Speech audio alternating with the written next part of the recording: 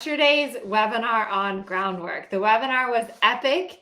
If you didn't get a chance to attend live, definitely watch the replay. The replay to the webinar should be linked either above or below this video that you're watching now.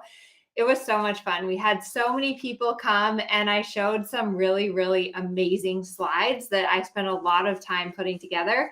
So if you have time this week, please check out the replay. It will only be available through Saturday. And I also talk a little bit in there about the Dressage Groundwork Masterclass. We've already had a lot of people signing up, and this is your only chance this year to join.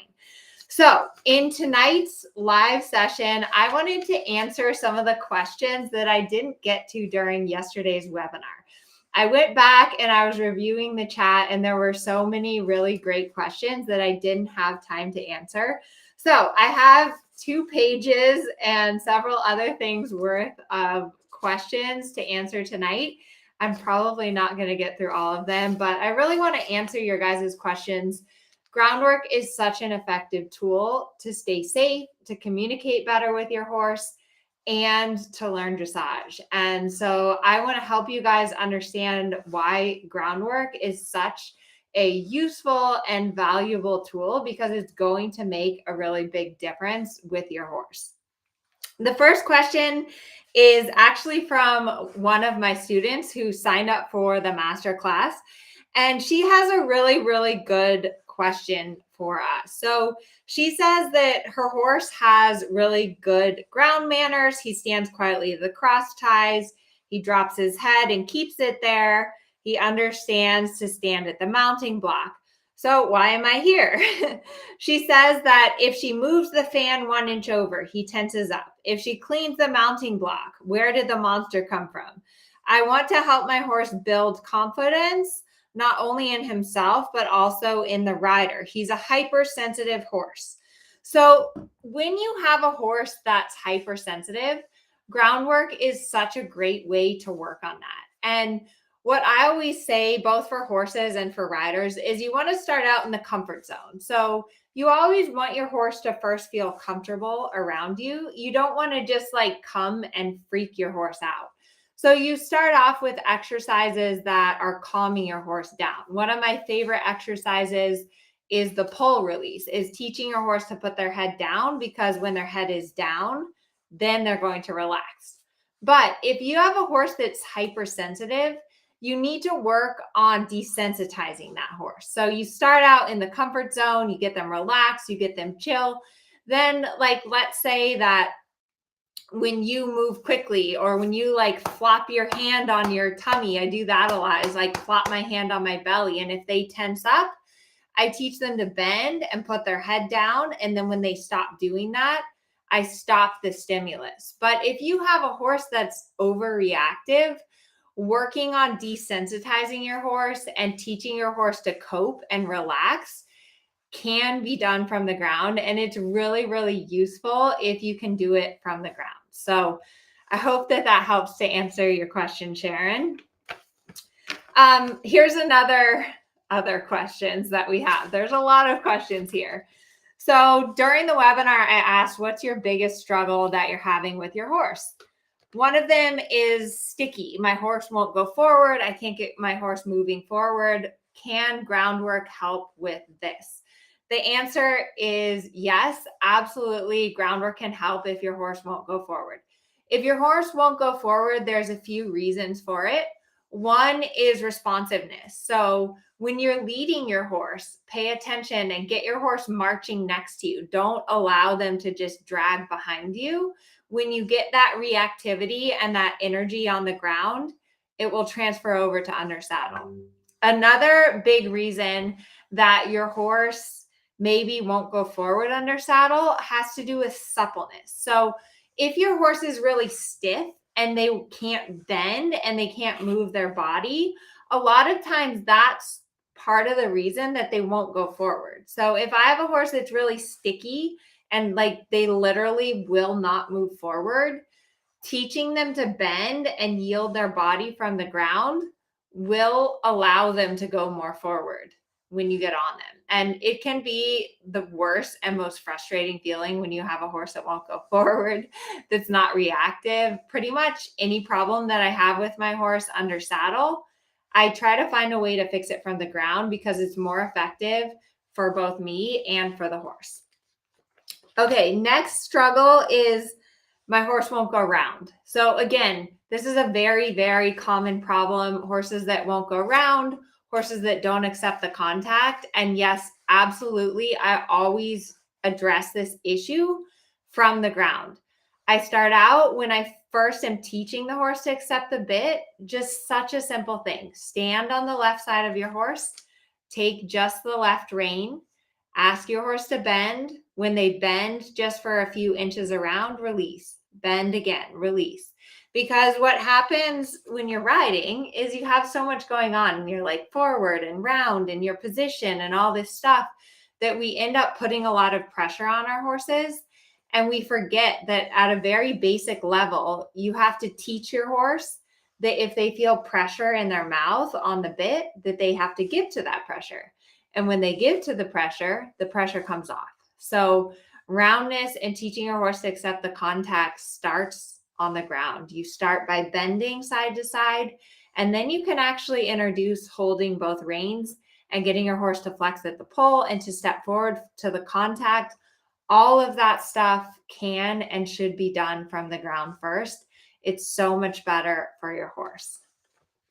Okay, for any of you guys that are watching live, let me know if you have any questions about groundwork, and I'm happy to answer them for you. Another question is trailer loading. And yes, absolutely, trailer loading, it can be so frustrating. I had this horse Trump, and he did not want to go in the horse trailer. And it was so hard and so frustrating. When you have a horse that's difficult with trailer loading, a couple of things are really important. One is all of your ground manners. So like that the horse really leads and pays attention to you, and all that stuff on the ground is really going to help you with your trailer loading, because the trailer loading is usually a symptom that the horse isn't responsive enough on the ground. Then the second thing with trailer loading, you want to make the trailer the happy place. So say you have your trailer in a parking lot, make it difficult when your horse is like going away from the trailer, when they're at the other side of the parking lot. When they come towards the parking lot, that's when you release the pressure, you reward your horse, you pet them, and then take them away from the trailer and make their life difficult. Oftentimes we do the opposite. We get the horse up to the trailer, and that's when we put all the pressure on them. And then the horse doesn't want to go in the trailer because there's a lot of pressure there. Next question is about developing your horse's top line and back. And again, if you think about it, we want our horse to lift their back and engage those back muscles.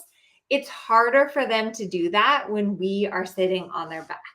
So when you can teach your horse how to lift in their back and engage their top line and start to strengthen those muscles from the ground, it's going to be a lot easier than when you get on your horse, because they already kind of have that structure there. And so there's a ton of exercises that you can do from the ground to strengthen your horse's top line. And absolutely, it's so much better for you and for your horse when you do it first from the ground. Okay, here's another question. I really need help with the pole release.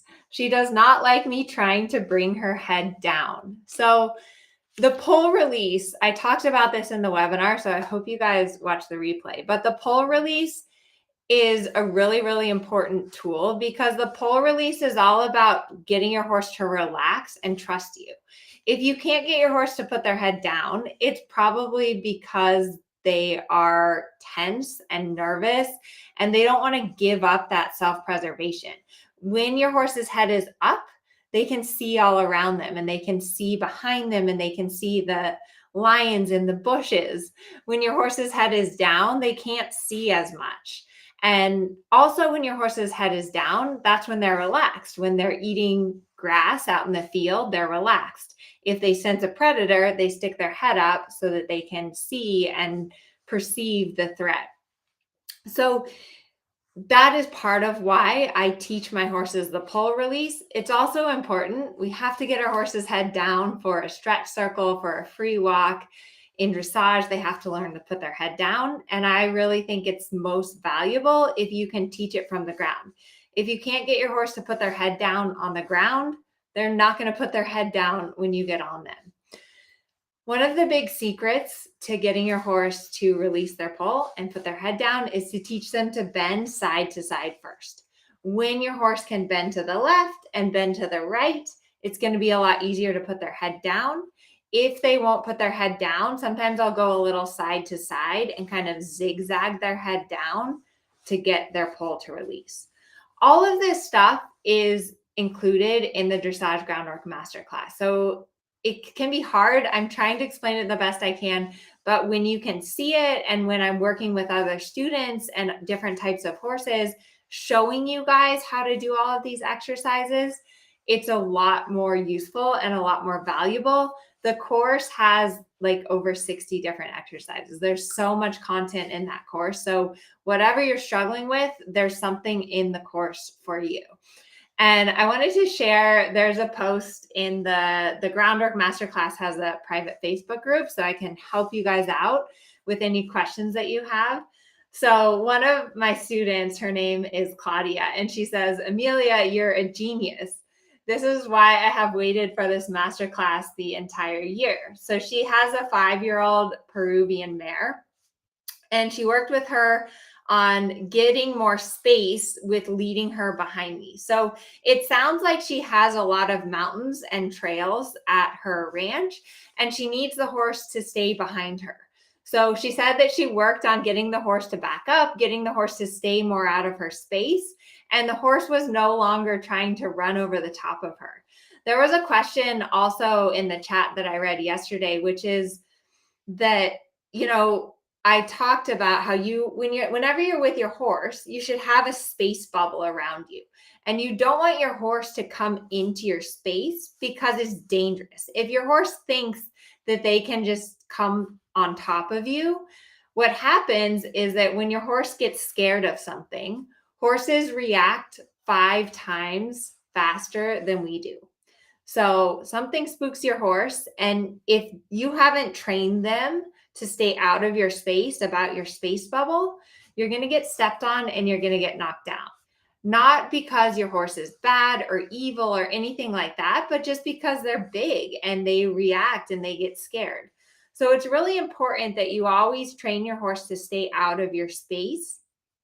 And absolutely, I love to cuddle with my horses. I love to groom my horses, but I'm very particular about that I go into their space. They aren't allowed to come into my space or into my space bubble. So, yes, absolutely. Like when you have clear boundaries on the ground, that's going to allow you to really bond with your horse and to love on your horse and pet your horse in a way that is safe and in a way that your horse really understands about your boundaries. So hopefully that helps you guys. Yeah, Amanda says the pull release helped me teach my guide to go on the bit. Absolutely. So the pull is a very important joint in your horse's body. The pull is where basically where your horse's skull connects to their spine.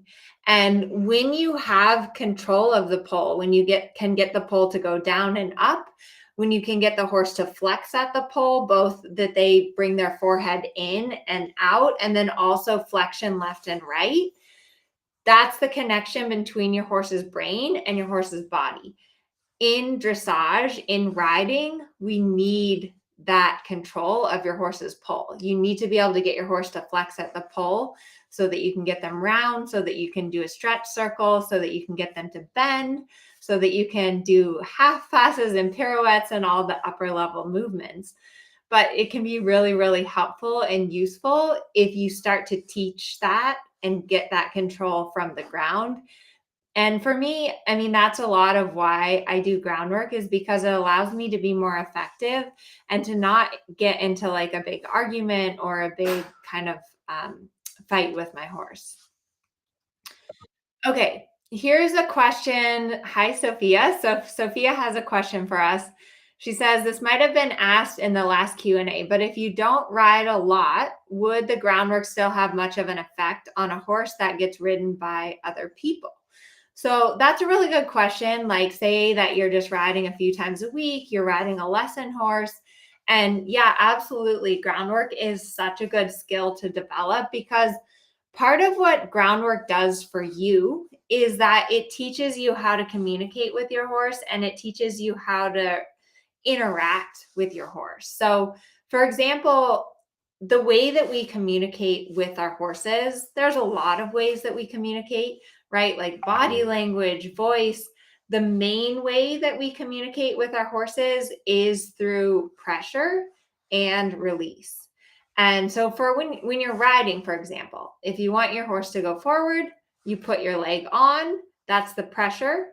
The reaction is the horse going forward. When the horse goes forward, you release the pressure of your leg. And you can learn that same timing and application of the aids from the ground. So, for example, the pull release, you're practicing teaching your horse that when you put pressure on their head, they lower their head, the pressure comes off. Even there's a exercise in the master class working with your horse in the cross tie. So, for example, if you're brushing your horse on the left side, and you want to go to the other side, if you apply pressure where your leg is, your horse should move over. So, yeah, even if you're only riding a few times a week and other people ride your horse, absolutely. Groundwork really helps you to develop as a horseman. It helps you to understand horses. And if you ride, you do groundwork because you need to be able to get your horse from the pasture or from their stall. You need to be able to put their bridle on. You need to be able to have your horse stand for you at the mounting block. So yes, you have to do groundwork if you want to ride. Okay, here's another question about separation anxiety. So my mare has separation anxiety when she can't see her friends. If I have to ride another horse, she just screams and screams regardless of her cycle. Are there groundwork things I can do to help this behavior? Is your course helpful for this? Honestly, she's truly fabulous with manners and groundwork when others are in sight. I have been referred to Warwick Scholler. So, separation anxiety, yes, groundwork absolutely can help with that. Separation anxiety is kind of an innate thing that some horses have more issues with than others. Horses are herd animals, and so they don't like being alone. The best thing is that if you can teach your horse basically that you are the dominant horse in the herd. So, your horse, when you're alone with your horse needs to look to you as if you were the dominant boss mare. So if I have a horse that, say we take them away from their friends and they get really nervous and anxious, what I'm going to do is I'm going to put them to work and kind of move their feet and ask them to bend and ask them to put their head down and get them on the aids, get them focusing on me, get them thinking, okay, well, my friends are gone, but this person is asking me to do all these things and I better pay attention to my person. So you have to replace the herd. You have to be dominant. You have to be asking questions. You have to be getting that horse's attention. When your horse puts their attention on you, then you release, you praise your horse, you tell them they're good. So you basically have to rewire your horse's brain to be focusing on you and paying attention to you. And that will really, really help you. Now, it's a little more tricky. Like if your horse is left alone in the pasture, that's not really fair to the horse.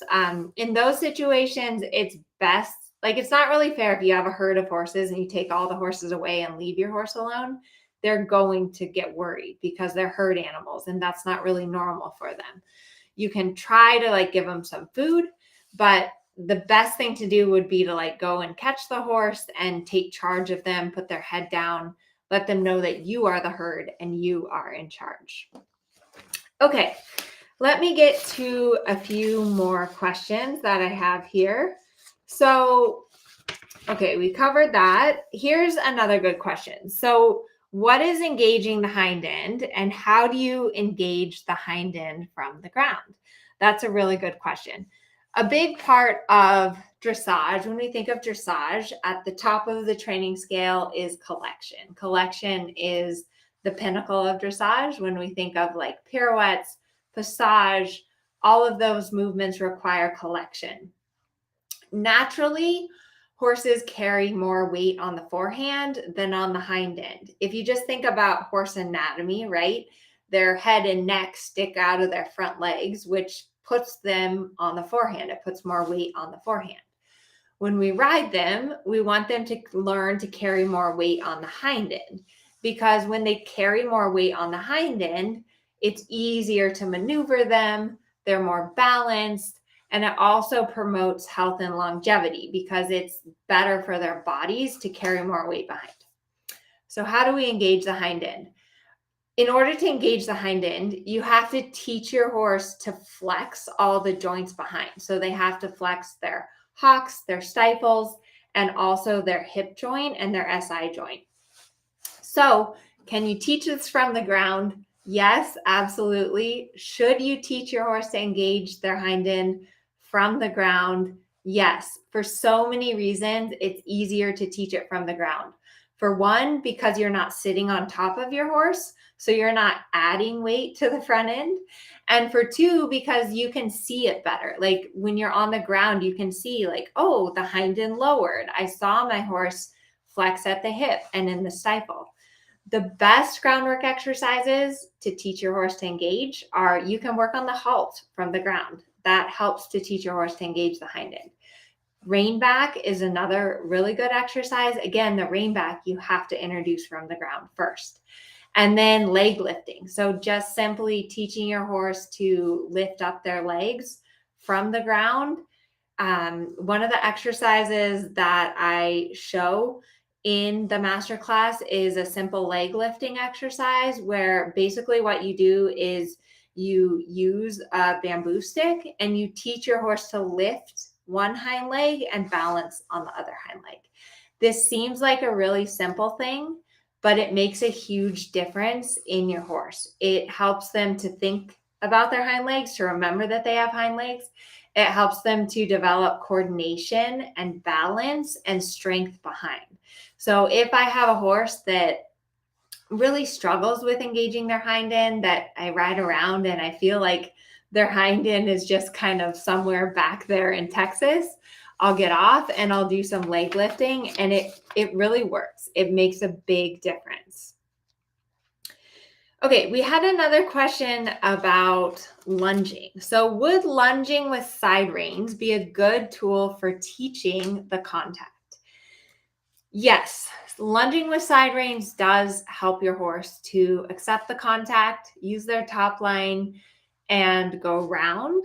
That said, it's really, really important that you do some basic groundwork and that you teach your horse to give to pressure before you just put side reins on them. I've made the mistake before with a horse that has never had side reins on. If you just put side reins on them and tie their head down, they can really get scared and freak out. So you really want to go through the steps to teach your horse to put their head down, to bend, to accept the contact, all of those things leading up to lunging. And then if you've done the correct steps, then yeah, absolutely. A little bit of lunging can be a really, really useful tool. I think it's very, very important that you develop your skills on the ground step by step, and that you teach your horse how to respond to you step by step so that you can use a tool like lunging to help you. When I lunge my horses, the purpose of lunging them is to get them on the aids. I don't allow my horses to run around like crazy and like drop their shoulder in and counter bend and just go wild on the lunge line. I want them to be going on the lunge line the same way that I want them to be under saddle. So I'm focusing on rhythm, suppleness, and connection. I'm not just letting them I'm not using lunging to just get their energy out, because in my experience, that doesn't really work very well. horses just get fitter and fitter, and they can also really hurt themselves if you let them just go crazy on a small circle. That can be really, really hard on them. So, okay, let's see. Amanda says the leg lifts help my guy so much. His haunches finally filled out after a couple of months of work. Yay, that's awesome. I'm glad to hear that, Amanda. So in the masterclass, I show you how to do the leg lifts. I also go into showing you a little bit how to introduce the half step. So teaching your horse to lift their leg is the first step to teaching a little bit of piaffe and a little bit of half steps from the ground. And even if you're not doing Grand Prix yet, introducing this stuff with the leg lifting, with engaging the hind end, it helps with everything. When I get a young horse, I start teaching them to engage their hind end and introducing the half steps pretty early on, so that then they're using themselves better, they're strengthening their top line, and they're using their back. And it makes everything easier. It makes cantering easier. It makes roundness easier. It makes transitions easier. Horses are really amazing how when you teach them, like when you break things down and you teach them how to use all their body parts, it clicks in their brain and they start to do it. You should never just kick and pull more. There's always a better way with horses. Okay, so a few more questions. There's been a few questions specifically about the masterclass. So when will the masterclass be offered again? So I only do the Groundwork masterclass once a year. I like doing it this time of year, kind of in the winter here, because I feel like it rained here all day today. And this time of year is hard to be consistent. You're stuck inside. Groundwork is really, really useful when you're not able to be consistent, when your horse is a little crazy, when your horse is rehabbing. You can do a lot of productive things with your horse on the ground. So the Groundwork Masterclass won't be offered again until next year, and you have until Saturday to sign up. Next question, is this course good for a novice rider? Yes, absolutely. If you are just getting into riding, if you're new to horses, the course goes, so there's a lot of basic exercises and advanced exercises, but we start off with just really basics, like how do you read your horse? How can you tell if your horse is relaxed or excited? And then how can you change your horse's body language? How can you change their energy level? How can you get control of your horse so that you don't get hurt? Let's see. Next question is there a section about nipping and biting? Yes, there is a section about this. Last year when I did the masterclass, a lot of people, their horses were biting them. So there is a section about how to address it if you have a horse that nips or bites. I'm not a big fan of hand feeding your horses. A lot of people ask that too, should you give your horse food as a reward? Like, should you give them a treat when they do the right thing? In general, just relieving the pressure, taking the pressure off, telling your horse that they're good, rewarding your horse, that should be enough of a reward. You don't need to reward your horse by food. I recommend if you want to give your horse a treat, when you're done, put it in their bucket. But a lot of times horses nip or bite because they get hand fed. Okay. Let's see. Oh, here's another good question. So someone says, I'm unsure about whether the issue I'm having with my horse will be addressed in the masterclass. She is quite explosive and reactive, and I wonder if this behavior would be addressed. And the answer is yes. So if you have a horse that's spooky or explosive or overly reactive, what's really important in this situation is that you're proactive about it. So you need to have some skills and give your horse some skills so that they can cope with their reactivity or with their spooks. For example, teaching your horse to put their head down, teaching your horse to bend, teaching your horse that you're really in control all the time will go a long way to when they do get spooky or reactive, that you can control it. I think that's one of the biggest things is be proactive and give your horse tools to cope with their emotions. So let's see. Are there any other questions here in the chat? How do you handle a barn environment where everyone else feeds horses treats when you're not around? I don't hand feed mine treats. That's a good question. That's a hard question. There are some horses at my barn where they'll say on the door, like, please don't feed treats. And I think that's totally fine. I mean, there's horses that can't have sugar because they have insulin problems. So, you know, other people shouldn't be hand feeding your horse. And there's nothing wrong with putting a sign that just says, hey, please don't hand feed. I also, for me, with my clients, I really ask them that they don't hand feed their horse in the cross ties, because the way my barn is set up is we have like 5 cross ties in a row. What happens is that if someone hand feeds their horse, then all the other horses think they should get a treat, and it just causes a problem. With the hand feeding, what I've found is that some horses tolerate it better than others. In general, if your horse is kind of more shy and subdued and like really afraid, sometimes you can afford to give them a hand treat, and it might help them to be a little more confident or relaxed. If you have a horse that's kind of arrogant or pushy, then hand feeding is a big no-no, because if your horse is a little more pushy, then they're just going to always be looking for that treat. And the other thing is horses have a really good sense of smell. So don't carry treats around in your pocket. If you have treats in your pocket, they're going to know it, and they're going to be shoving at you and trying to get that treat. And if you give them a treat for pushing you over or shoving at your pocket, then you're teaching them to do that. So let's see. I will keep, if you guys have more questions, feel free to email me, support@AmeliaNewcomb-Dressage. And yeah, watch the replay of the webinar. It was really fun. There's a lot of great visuals and slides in the replay. So it would be great if you have time this week to watch that. The replay is only available until Saturday. And I really hope to see you guys inside the masterclass. We already have a lot of students signing up, and the masterclass is probably one of my favorite courses. I'm so passionate about groundwork.